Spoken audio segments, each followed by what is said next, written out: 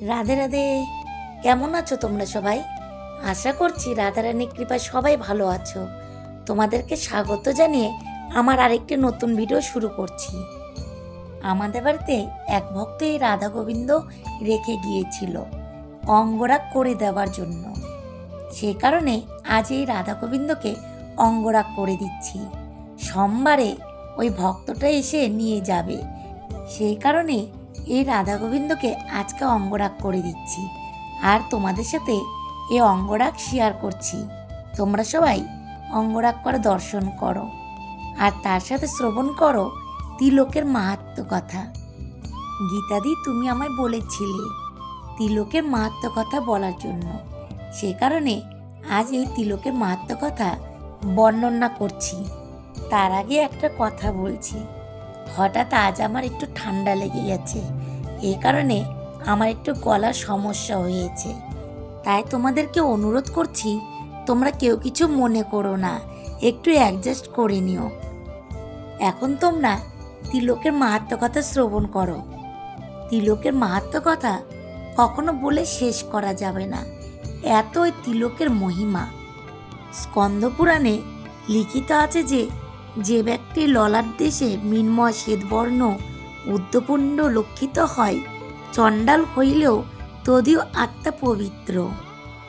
সে ব্যক্তি সনাতন ব্রহ্মকে লাভ করে। তাহাকে অর্চনা করা অবশ্য কর্তব্য, সন্দেহ নাই। যে ব্যক্তি দেহে উদ্যপুণ্ড বিদ্যমান থাকে, তদীয় সেই কলেবর নারায়ণের পবিত্র মন্দির স্বরূপ। এইরূপ প্রসিদ্ধি আছে।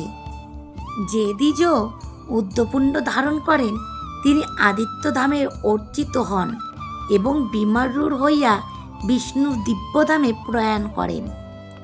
যে ব্রাহ্মণ উদ্যপুণ্ড ধারণ করেন, তাহাকে দেখিলে নিখিল পাতক হইতে বিমুক্ত হওয়া যায় এবং ভক্তি সহকারে তদীয় নাম স্মরণ করিলে যাবতীয় দানের ফল প্রাপ্ত হওয়া যায়।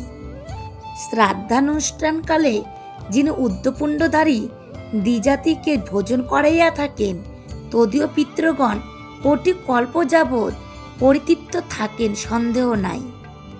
হে বরাননে, উদ্যপুণ্ড ধারণপূর্বক শ্রাদ্ধ করিলে সেই ব্যক্তি সহস্র কোটি কল্প যাবৎ বৈকুণ্ঠে বাস করেন।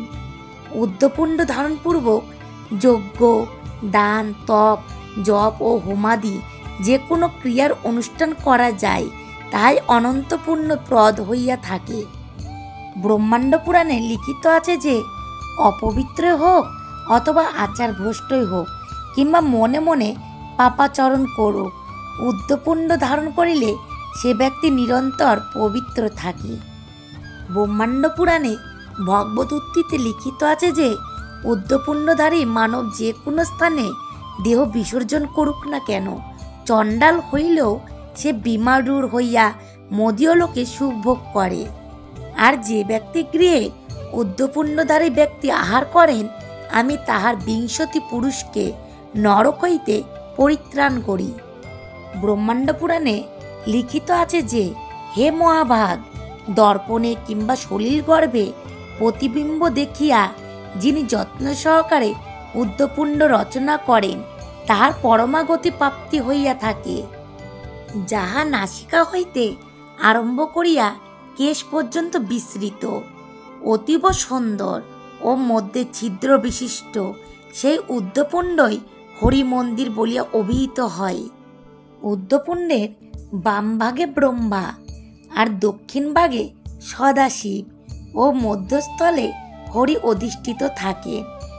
যে ব্যক্তি মধ্যস্থলে ছিদ্র বিশিষ্ট পুণ্য ধারণ করেন, তিনি মোক্ষ লাভ করিয়া থাকেন। এখন তোমাদের বলবো কোন আঙ্গুল দিয়ে তিলক পরা প্রয়োজন। তিলক রচনা বিষয়ে আঙ্গুলির নিয়ম। স্মৃতিশাস্ত্রে লিখিত আছে অনামিকা অভিষ্টিধাত্রী, মধ্যমা আয়ু বৃদ্ধি করি, আর অঙ্গুষ্ঠ পুষ্টি সাধক এবং তর্জনী মোক্ষ প্রদাত্রী। আমাদের গোবিন্দের সেবা কাজে তর্জনীকে সবসময় ব্যবহার করতে নিষেধ করা হয়েছে, কিন্তু তিলক পরার ক্ষেত্রে আমরা তর্জনী আঙ্গুলটিও ব্যবহার করতে পারি। এখন তোমরা শ্রবণ করো উদ্ধপুণ্ড রচনার্থ মৃত্তিকা কথিত। অর্থাৎ আমরা তিলক পরার ক্ষেত্রে কোন মৃত্তিকা ব্যবহার করতে পারি? গিরিশিখর, নদীতট, বেল্লমূল জলাশয়, সাগরকূল, বল্মীক বিশেষত হরিক্ষেত্র এবং যে স্থলে প্রত্যহ বিষ্ণু স্নানোদক নিপতিত হয় সেই স্নানের যে কোনো স্থল হইতে পুণ্ড রচনার্থ মৃত্তিকা লইবে। শ্রীরঙ্গ, বেন্টকগিরি, শ্রীকুর্ম, কল্যাণরূপিণী দ্বারকা, প্রয়াগ, নরসিংহ তীর্থাদি, বরাহক্ষেত্র, তুলসী কানন এই সকলে যে কোনো স্থল হইতে ভক্তি সহকারে মৃত্তিকা লইয়া নারায়ণের চরণোদক শরীরে পুণ্ড ধারণ করিলে হরি সাযুজ্যরূপ মুক্তি প্রাপ্ত হওয়া যায়। ওই গ্রন্থে আরও লিখিত আছে, অত্যুত্তম হরিক্ষেত্র হইতে মৃত্তিকা গ্রহণই কর্তব্য। এখন তোমরা শ্রবণ করো গোপীচন্দন মাহাত্ম্য। পদ্মপুরাণে নারদোক্তিতে বর্ণিত আছে যে কি ব্রহ্ম হত্যাকারী, কি গোহত্যাকারী, কি কুতর্কী, কি সর্বপাপে পাপী যেই কেউ হোক না কেন গোপীচন্দন স্পর্শমাত্র আশু পবিত্রতা লাভ করে। যে ব্যক্তি বৈষ্ণবজনকে একখণ্ড গোপীচন্দন দান করেন তাহার দ্বারা একাধিক শতকুল পরিত্রাণ প্রাপ্ত হয়। গোপীচন্দন, তুলসী, শঙ্খ ও দ্বারকা চক্রোদ্ভব শালগ্রাম শিলা এই পঞ্চদ্রব্য যে ব্যক্তি গৃহে বিদ্যমান থাকে তাহার পাতক ভয় থাকে না। গরুর পুরাণে নারদ গরুরকে বলিয়াছিলেন, যিনি হস্তে দ্বারকা সঞ্চত মৃত্তিকা লইয়া প্রত্যহ উদ্ধপুণ্ড রচনা করেন তদকৃত যাবতীয় কার্যের ফলই শতৎ কোটি গুণিত হইয়া থাকে। যদি কর্ম ক্রিয়ারহিত, মন্ত্ররহিত, শ্রদ্ধারহিত কিংবা কাল বহির্ভূত হয়, তথাপি ললাট ফলকে গোপীচন্দন বিদ্যমান থাকিলে সে কর্মকর্তা সর্বদাই অক্ষয় ফল প্রাপ্ত হইয়া থাকেন। হে গরুর, যদি দ্বিজাতি প্রত্যহ অহরাত্র নিরন্তর ললাট ফলকে গোপীচন্দনকৃত সুন্দর পুণ্ড ধারণ করেন, তাহা হইলে কুরুক্ষেত্রে সূর্য পরাগকালে ও মাঘ মাসিয়া পূর্ণিমাতে প্রয়াগধামে যে পুণ্য সঞ্চয় হয় তিনি সেই পুণ্য লাভ করেন আর হরিধামে দেববৎ অবস্থিতি করিতে পারেন।